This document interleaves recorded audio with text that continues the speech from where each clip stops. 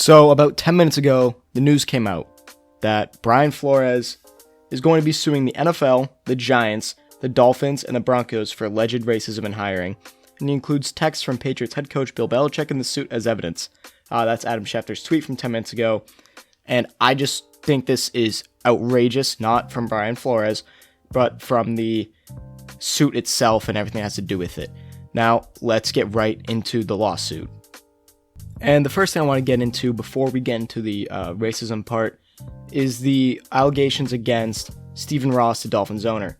So allegedly, Stephen Ross offered to pay Flores an extra $100,000 per loss during the 2019 season because the Dolphins won the first overall pick to select whether it was Joe Burrow, who obviously it was, Tua, or Justin Herbert, whoever it was prior to the season.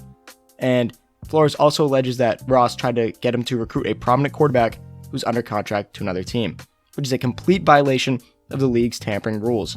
And Flores refused, and he was called difficult to work with after that. So I don't know how true any of this stuff is. I mean, I'm just an outsider looking in. I'm obviously not in this situation, but this stuff seems ridiculous from the Dolphins owner. I believe Flores, honestly, because I don't know why he would lie about this. Maybe he's not telling the truth, but I believe he is, because I know the Dolphins are tanking. The Dolphins are my second favorite team. It was pretty obvious. And to pay him an extra $100,000 per loss, an incentive to lose, is ridiculous. I don't know how this has to do with the lawsuit. I haven't gotten, I don't know every detail, but that's ridiculous. From Stephen Ross, Flores is completely in the right to call him out on that. And now into the really bad parts of this case. Flores is alleging the Giants scheduled a sham interview with him last week. This is because of the Rooney Rule. Obviously, each team has to has to interview a black head coaching candidate or GM candidate. It depends on the position you are trying to hire.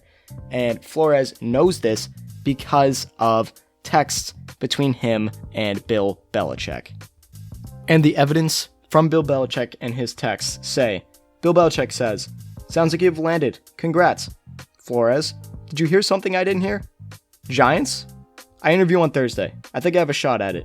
Got it. I hear from Buffalo, New York that you are their guy. Hope it works out if you want it to. That's definitely what I want. I hope you're right, coach. Thank you." Coach, are you talking to Brian Flores or Brian Dable? Just making sure. Belichick then says, "Sorry, I effed this up. I double checked and I misread the text. I think they're naming Dable. I'm sorry about that. BB." And then Flores says, "Thanks, Bill," in kind of like a, sarcastic way. Now, the interview was definitely a sham. There's no reason to interview him besides the Rooney Rule. They weren't going to hire him. Makes no sense. So I think this is just really, really stupid from the Giants to even why even schedule a sham interview? Why not interview someone who's less prominent of a name just to fill the rule in quotes? Now, the rule is correct. I think it's a very good rule, but in this situation, Flores is the best head coaching candidate available. It's clear and obvious to me. And maybe he didn't have the best relationship with his players, but he's the best X's and O's guy. That's available in my opinion. And this interview was just a mockery because it really just, Belichick showed why it is with that text, realizing that the Giants were not ever going to hire Brian Flores. And he also mentions the Broncos in this from their interview 3 years ago that he also calls a sham because they hired Vic Fangio shortly after Flores' interview. Now, I have no idea if the Broncos did have no intention of considering him for the job, like Flores says in the suit, but, it makes sense. Like I said, the Rooney Rule exists. They have to, they're required to interview a minority head coach. So, this could be another Dabble incident where they just interviewed him, then hired the white guy. Fangio sucked while Brian Flores was a good coach for the Dolphins, like I said. Maybe not the best relationship with Tua and the general manager, but still, he's a great coach. And I don't know, man. I'm not sure about the Broncos part, but in general, this whole lawsuit is just a mess. This is crazy. This is one of the biggest things to come out of the NFL today. Not the biggest because Tom Brady also retired today, which I would have made a video on, but I had class. But, this whole lawsuit is crazy. I'll get more details out as soon as I can.